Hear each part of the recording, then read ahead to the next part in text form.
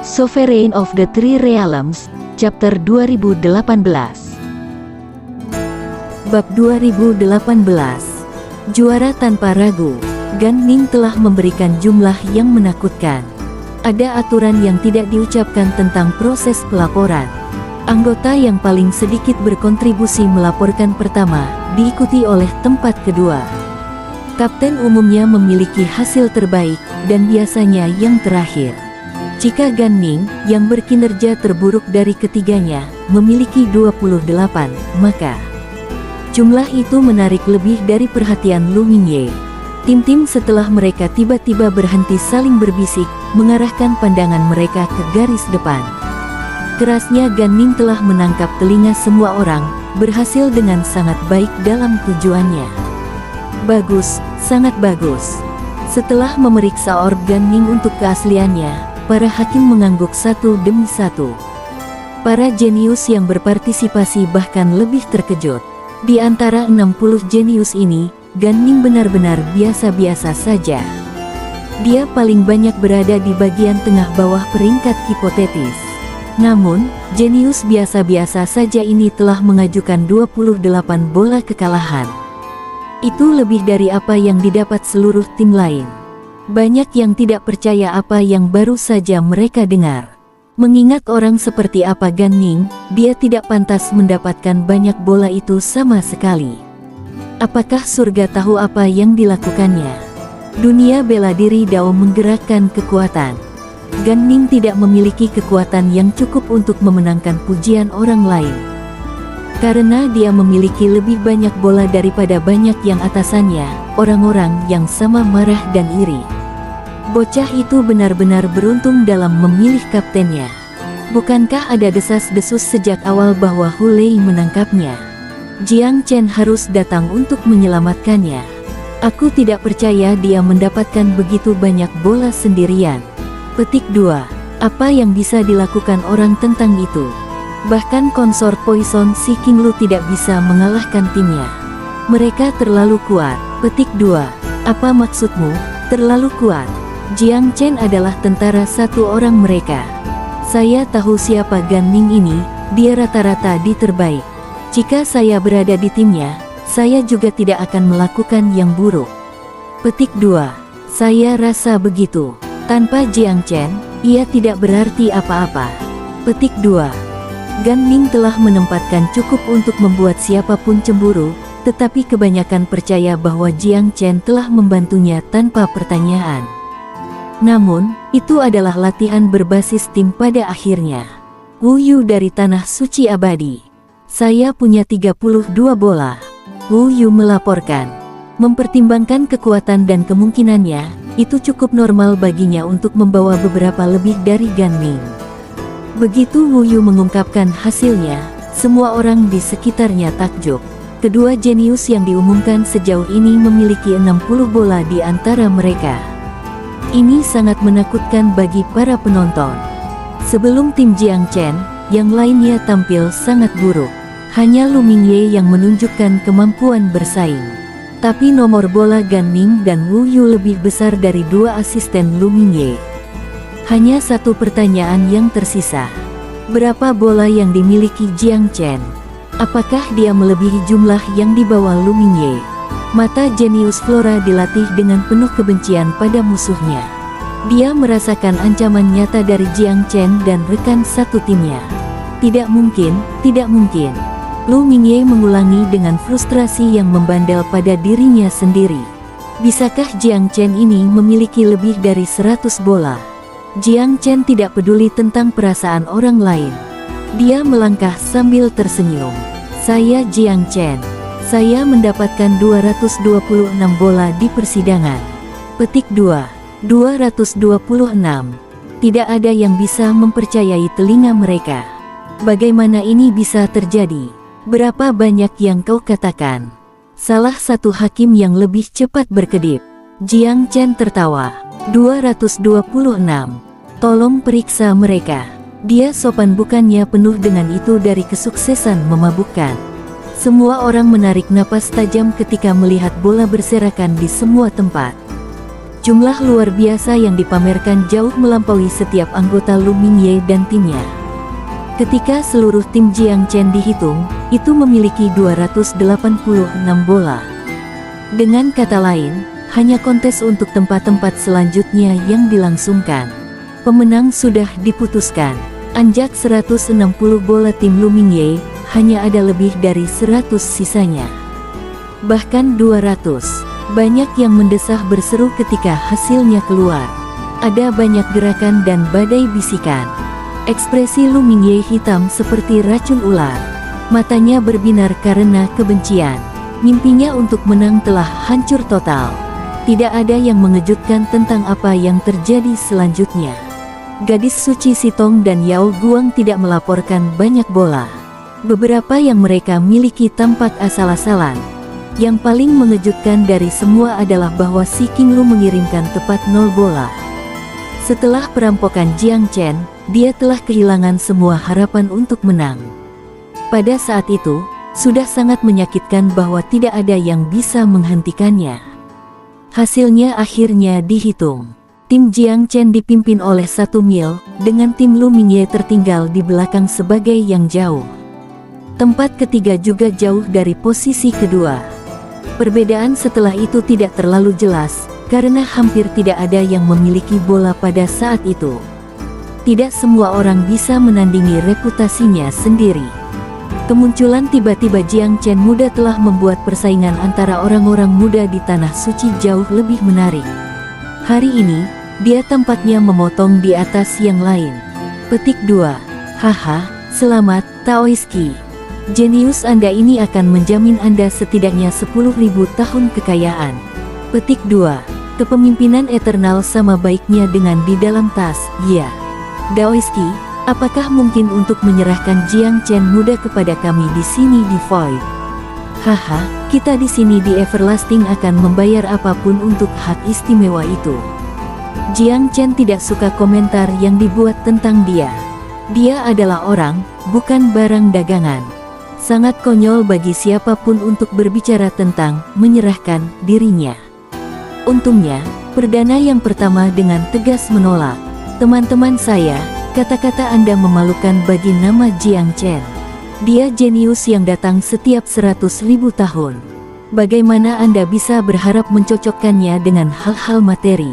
Eternal Secret Land benar-benar diberkati dengan kekayaan 20.000 tahun untuk memilikinya.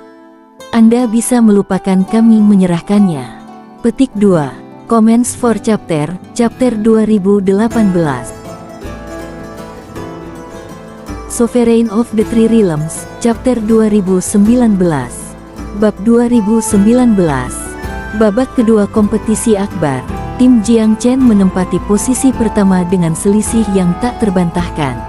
Menurut aturan, Jiang Chen akan menerima tambahan 50 poin sebagai kapten tim, dan Wu Yu dan Gan Ning masing-masing mendapat 30 dan 20 poin. Selain itu, setiap bola dihitung sebagai titik. Jiang Chen memiliki 226 bola. Ketika 50 poin bonus ditambahkan, skornya setelah putaran pertama 276 poin mengejutkan.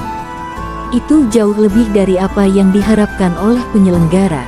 Tidak pernah dalam mimpi terliar mereka mengantisipasi bahwa bola akan begitu terkonsentrasi.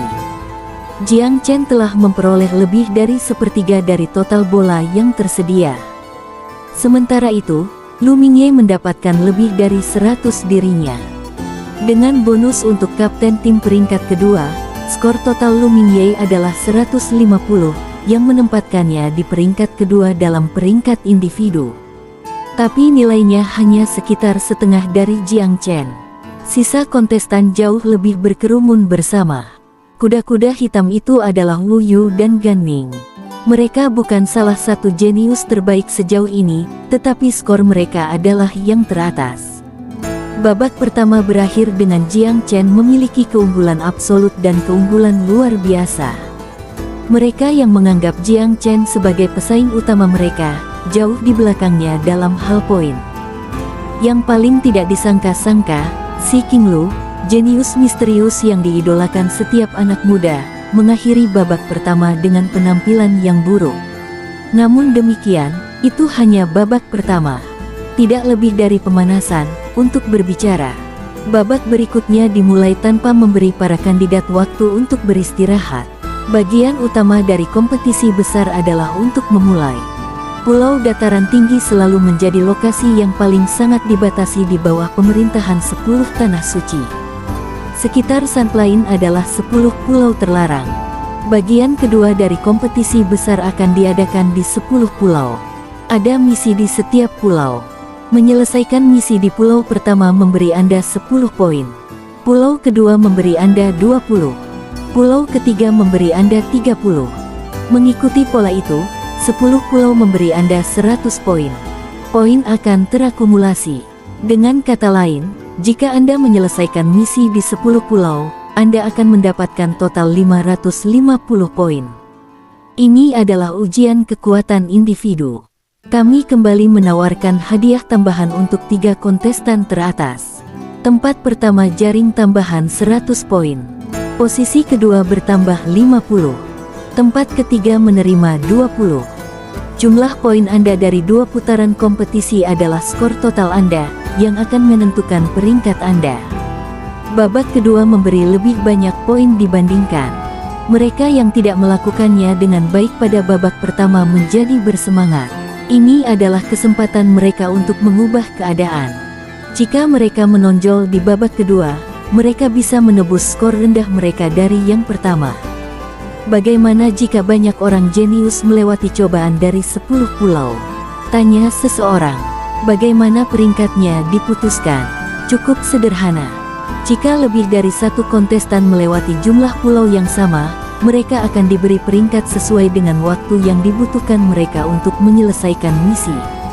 Petik 2. Tidak ada yang keberatan dengan metode peringkat. Lu Mingye sangat ingin segera beraksi. Tujuannya adalah untuk mendapatkan tempat pertama di babak pertama, tetapi Jiang Chen yang terkutuk itu telah menyusulnya sebagai gantinya.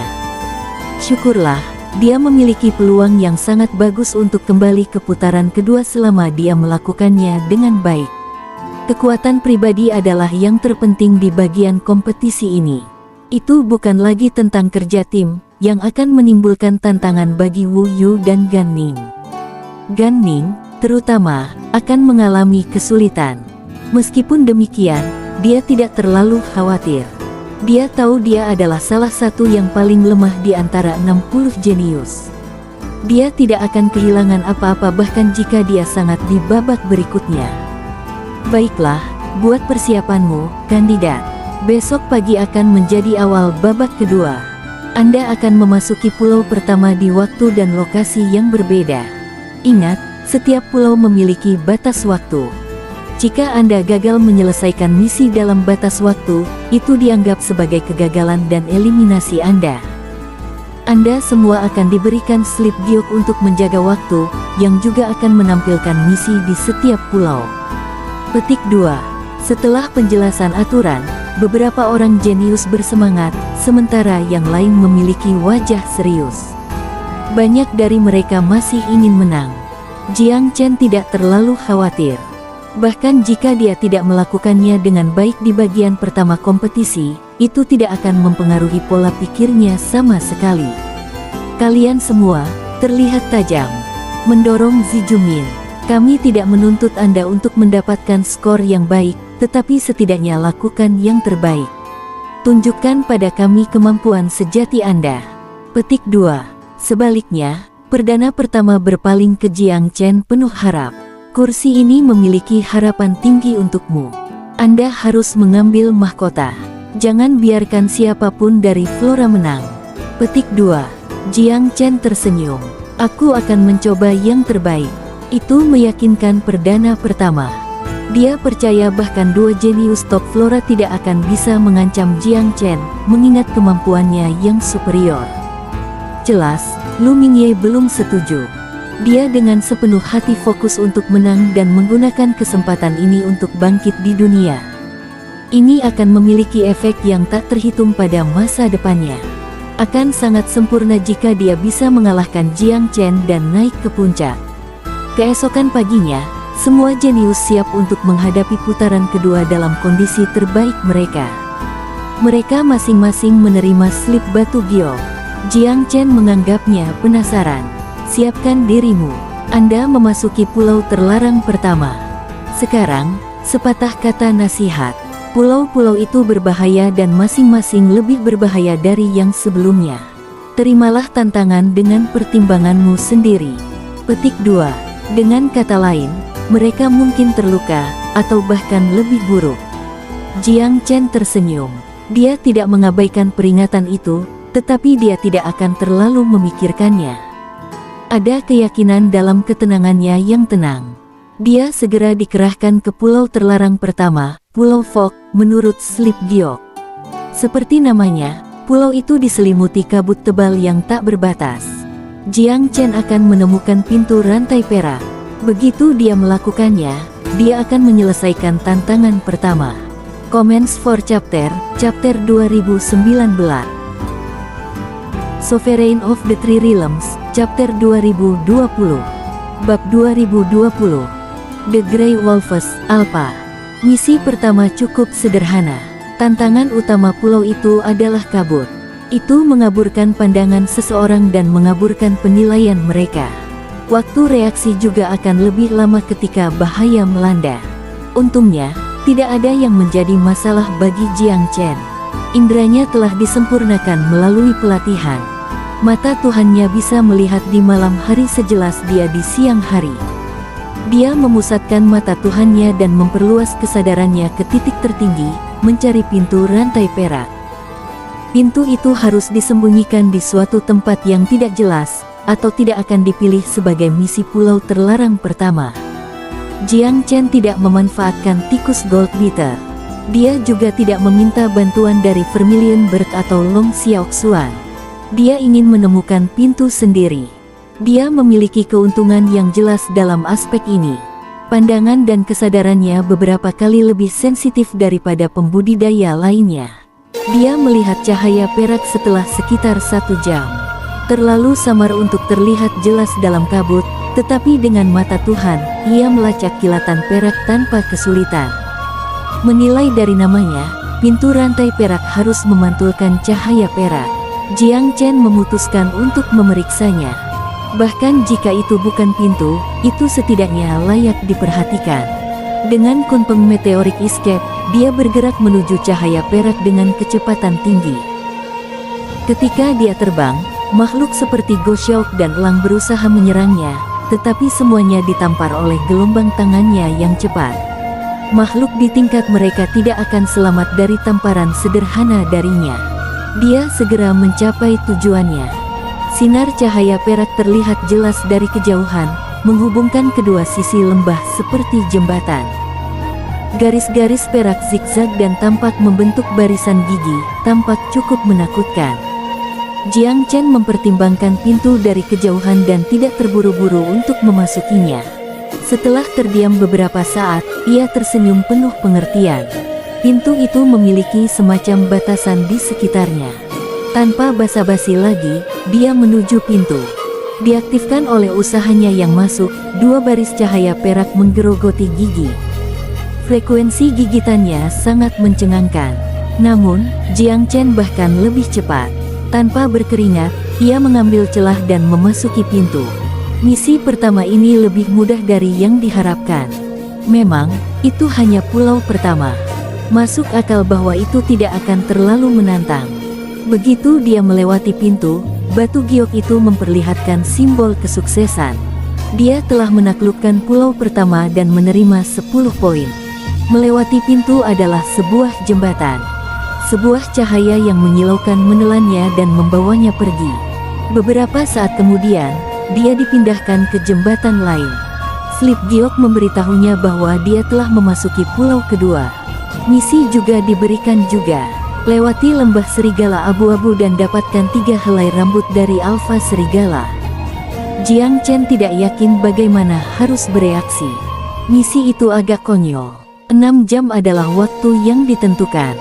Jika dia gagal menyelesaikan misi saat itu akan menjadi kegagalan untuk melewati pulau kedua. Hitungan mundur dimulai saat dia menginjakkan kaki di pulau itu. Sial, aku tidak punya banyak waktu. 6 jam. Jiang Chen tersenyum kecut. Alpha itu ada dalam dunia kesakitan. Semua orang ingin menarik bulunya. Itu akan menyakitkan. Petik 2. Dia mengasihani serigala Alpha, tapi tidak lama. Dia dengan cepat menemukan lembah serigala abu-abu dan menemukan sejumlah serigala yang membingungkan yang menempati tempat itu. Orang biasa pasti akan bergidik melihat pemandangan itu. Lembah itu benar-benar dibanjiri serigala. Ini tidak akan mudah untuk mengidentifikasi Alpha. Jiang Chen menduduki tempat tinggi dan melemparkan mata dewa ke kejauhan, mengamati paket serigala. Setiap paket serigala memiliki Alpha. Alpha mungkin lebih baik disembunyikan karena paket ini sangat besar, tetapi pasti ada di suatu tempat. Dia memfokuskan pandangannya dan memindai lembah. Dia bisa merasakan dalam kesadarannya serigala besar tiba-tiba melihat dengan dingin, memberikan suara untuk melolong ke langit. Semua serigala abu-abu lainnya mengikutinya. Jiang Chen memperhatikan dengan seksama dan menyadari bahwa serigala raksasa akan menghampirinya, yang berarti dia telah terekspos. Dia berhenti. Dia tidak berusaha sekuat tenaga untuk menyembunyikan diri, itulah sebabnya serigala melihatnya dengan mudah. Dia memperhatikan serigala raksasa. Ada 7 bintik-bintik putih di mantel abu-abunya. Masing-masing seukuran kepalan tangan manusia. Mereka membentuk pola tertib seperti mereka telah dilukis dengan hati-hati di kanvas tubuh serigala. Serigala Alpha melolong, mengirim beberapa ratus serigala abu-abu menyerang Jiang Chen dengan panik. Dia mengendus dan meraung kembali dengan naga melolong. Dalam sekejap, dia bergegas menuju gerombolan serigala bukannya mundur. Sebenarnya, Jiang Chen sengaja mengekspos dirinya sendiri. Serigala yang telah mendeteksinya terlebih dahulu dan diberi perintah pastilah Alpha. Jenius abadi itu cepat, jauh lebih cepat daripada serigala. Dia berjalan menembus bungkusan itu dengan kilasan mata yang menyilaukan. Kenangan traumatis muncul di benak Alpha ketika melihat Jiang Chen terbang. Itu harus lari. Sambil bersenandung dengan rengekan aneh, serigala-serigala yang mengelilinginya melemparkan diri ke arah Jiang Chen seolah mereka sudah gila. Jelas bahwa Alpha mengakui Jiang Chen sebagai ancaman. Kecepatan dan kekuatan manusia muda itu membuatnya takut akan hidupnya ketika menyadari betapa tangguhnya manusia itu. Comments for Chapter 2020. Sovereign of the Three Realms, Chapter 2021. Bab 2021. Momentum yang tak terhentikan. Alpha serigala abu-abu dapat menggunakan paketnya untuk keuntungannya.